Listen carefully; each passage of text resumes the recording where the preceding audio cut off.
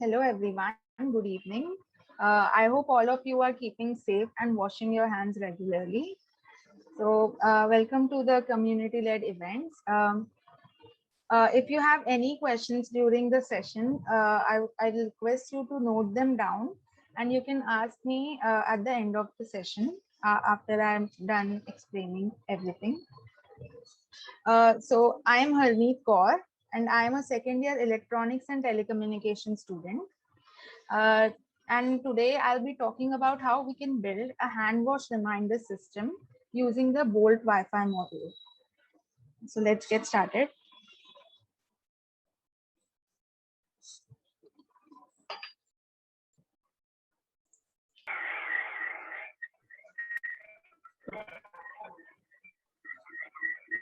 I'll request everyone to mute themselves.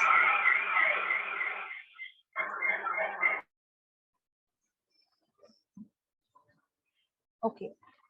Now about the project. Uh, the project uses the Bolt Wi-Fi module to detect whenever someone is entering a room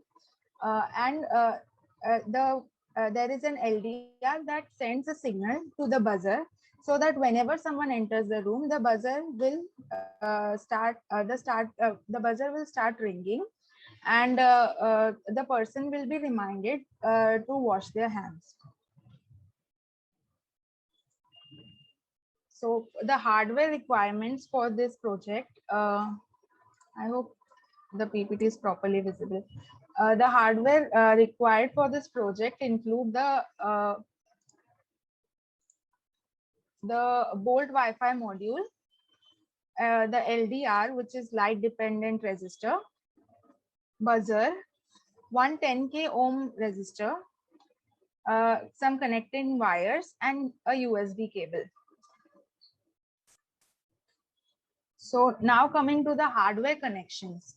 I hope everyone who wishes to do the project along with the PPT, I hope you have all your components ready. So for the connection of the LDR, this is an LDR and one of the terminals will be connected to the 3v3 pin of the Bolt Wi-Fi module, and the other terminal will be connected to the A0 pin. Coming to the connection of the resistor, one terminal of the resistor will be connected to ground and the other will be connected to the A0 pin. While making the connection for the resistor, make sure that the connection into the ground terminal is not touching the connection into the 3v3 terminal of the LDR, or it can damage your device. So this is what the final connection for the LDR should look like. Coming to the connection of the buzzer, there is a long terminal of the buzzer that will be connected to the 0 pin, and the short terminal will be connected to the ground.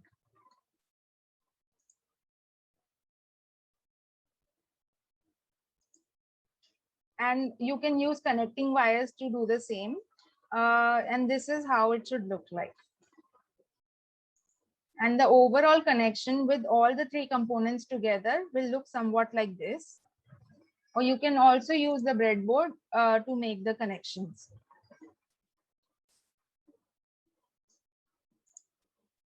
Now coming to the code part. For the code, we will be requiring two files, the configuration files in which we will store our API and device ID, and the main driver file. So in the configuration file, first of all, we'll need to create the file. So in your terminal, you can log into your terminal using putty, and you can, in the terminal, you can write sudo nano conf.py, or you can give any name that you like. And in that you need to store the API key and the device ID for your Bolt module. Now, if you're wondering where to find these two, you can log in to the Bolt Cloud, and over there in the API section, you'll find the API key and the Bolt device ID. You just need to write that down in this file. Now, to save the file, you can press Ctrl+X, and then Y, and then enter, and the file will be saved. Now coming to the main file. To create the file, write sudo nano main.py in your terminal, and then a file will open, and in that you can write the following code. So now I'll explain the code line by line. Import conf. So like we are importing our configuration file from before, and we are importing some other libraries like JSON and time, and Bolt from Bolt IoT. Now over here, we are making an instance of a device by passing our API key and our device ID. Then we make our functions that we'll be requiring for the program. So this is the read function that will be responsible for reading the values of the LDR. So here we input, here we take in, we get the input from a Bolt cloud. We use the analog read function, and then we use JSON to get the value. Then we have the function buzz on, which will be responsible for turning on the buzzer, and the function buzz off. So we just give high in the 0 pin using the digital write. And for buzz off, we give low into the 0 pin using the digital write. Now coming to the driver program, this program is continued. So you don't need to make this in a new file, it's just continued. Okay, so the driver program. Over here, we read the value of the LDR once, and then we convert that value into integer data. Then we let the device sleep for 5 seconds and fetch the next value. Now again we convert the next value into integer, and now we give val1 is equals to val1 plus 500. So in the first value we are adding 500 units. This is a threshold value that I have used. You can use some other integer as well according to your needs. The numbers that are highlighted, they can be changed according to your preferences. Now, if the second value is more than value 1, now remember the value 1 is value 1 plus 500. So like the threshold we have set as 500. So if the second value is greater than the first value, then the buzzer will turn on, and it will go on till 10 seconds, since we have given time dot sleep 10. So the buzzer will keep ringing for 10 seconds, and after 10 seconds the buzzer will go off, and then the second value will become a reference value. It will become our first value. So again we save this file, and now we'll get into a terminal, and we will write this code to run the file. The output should look somewhat like this. So we can see that the LDR is reading the value, and it is in thousands. Then the value decreases, and we can see the difference between these two. It is more than 500. That was the threshold that we had set. Since it was more than 500, the buzzer will go on, and then after 10 seconds it will go off. So these are the two lines that indicate the buzzer going on and the buzzer going off. And then again the program will keep on continuing. So now coming to the working, we have understood the code, but why did we use the logic that we used? So basically, we need to place the LDR near the door. Okay, so when the door is closed, there will be minimal light falling onto the LDR. So the LDR value will be low, and the buzzer will be off. As soon as the door opens, there will be the intensity of light falling on the LDR will increase, which will send the signal to the buzzer to turn on. For we have set 10 seconds, so it will keep on ringing for 10 seconds. But then we have also set the threshold value as 500. So the difference between the low value of the LDR and the high value of the LDR should be at least 500. So there is a link, but before that, I would like to give a demonstration. I have already, wait a second. My video is visible, right? Yeah. So I've already made the connections over here. And now I'll just log into my, okay, screen share. I have logged into my Putty terminal and I have also written the code already.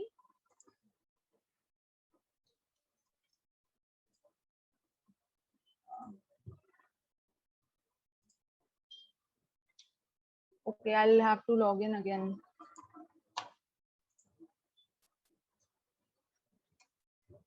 Just give me a second to log in.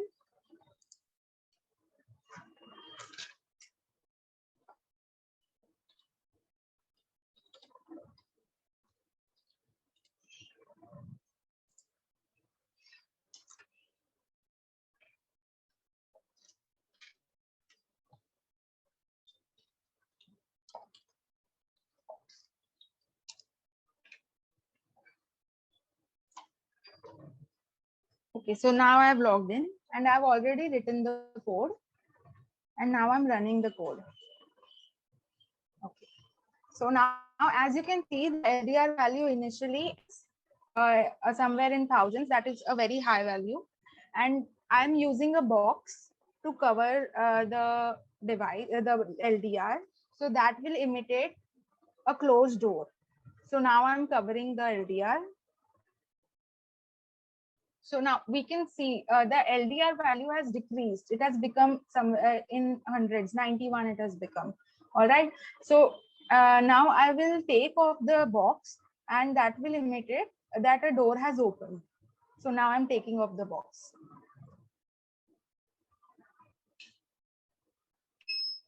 Now the LDR value has increased and I hope you can hear the buzzer going off.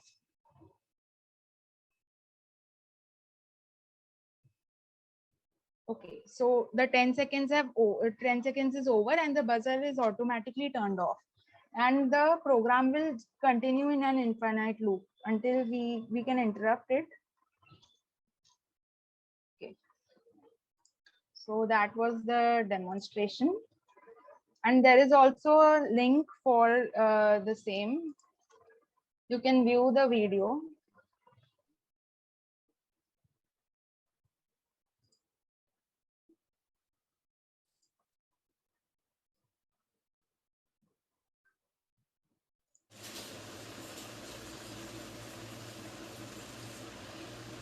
So over here, I've made the connection using the breadboard.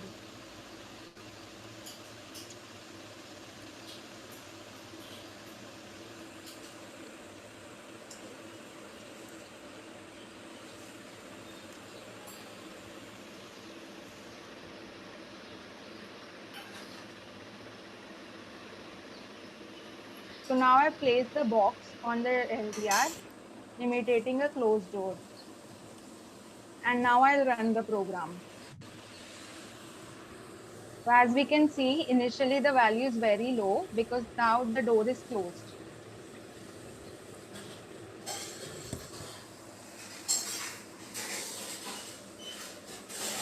Now if I remove the box, that means the door has opened and light is falling on the LDR and the buzzer is turned on.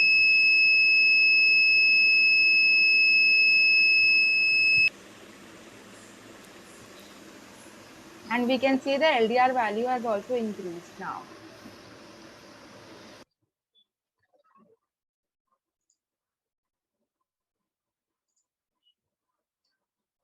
So that was about the implementation of the project. Now, if we want to talk about the future, now we can, there are a few modifications that I have thought that we can make. We all know there in malls, like there are automatic water taps. You place your hand in front of the water and the water automatically starts flowing.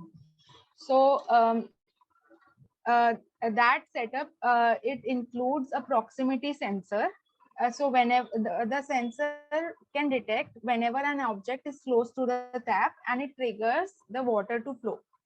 So if we can connect our project to that proximity sensor, so whenever the sensor is triggered, or the sensor sends the signal for the water to flow, so we can know that okay, the user or the person is actually washing the hands and not just going away. So we can we can write the code such that the buzzer will keep on ringing until and unless the proximity sensor sends the signal. So in that way, the person will be compelled to wash their hands, or else the buzzer will just keep on ringing. So that is one modification that I can think of to make it more to improve the project. And we can use this project in like washrooms in malls and all. So okay, so that was it. Thank you so much for listening. And I would also like to thank the Bolt IoT team for giving me this opportunity. Okay, so someone has asked, can we think of a condition when person enters at night? So basically, my logic was that when someone is entering at night, there has to be some light outside of the door, like uh, there would might be some street light or some light that is outside the door, and inside the door, since it is a house, and so let's say there's no one living, no one else in the house, so all the lights would be off. So that will work. The project will work in that condition also if someone enters at night. Okay, I can send the PPT, but okay, I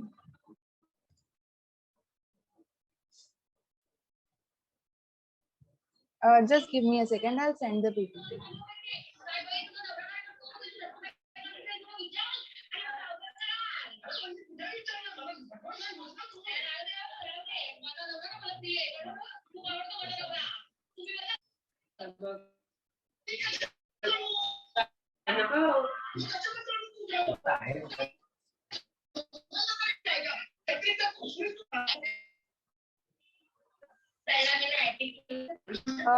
Soham, do you have any question?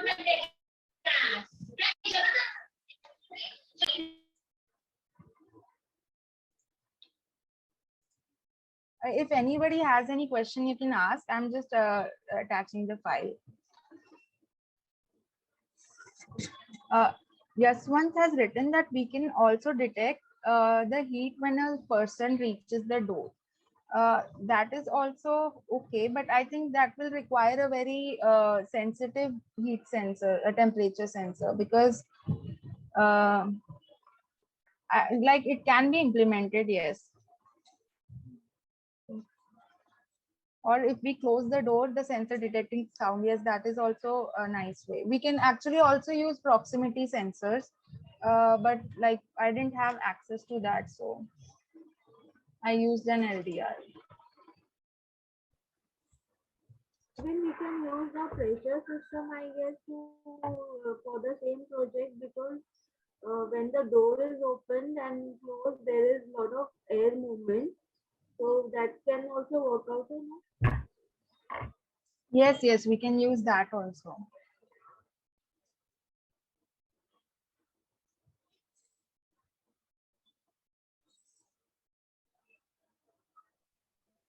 Can the buzzer time also be increased from 10 seconds? Because 10 Yes, seconds yes. is a very small time lapse. Yes, it can increase the buzzer time, the threshold value, and the time for after which the LDR will sense the new value. All of that can be increased or decreased according to your requirements.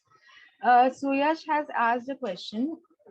Can we connect the LDR terminal to 5 volt instead of 3 volt? I'm not sure. I'll have to check that. I'm not sure about that.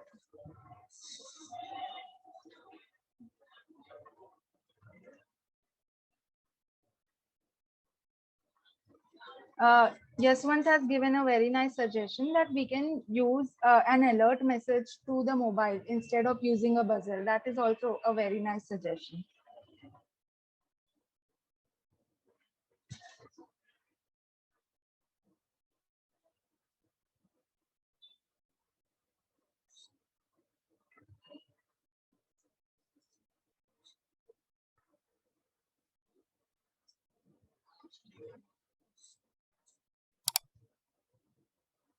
Okay, I think there are no more doubts now. So thank you so much for attending the session and listening so patiently. Okay.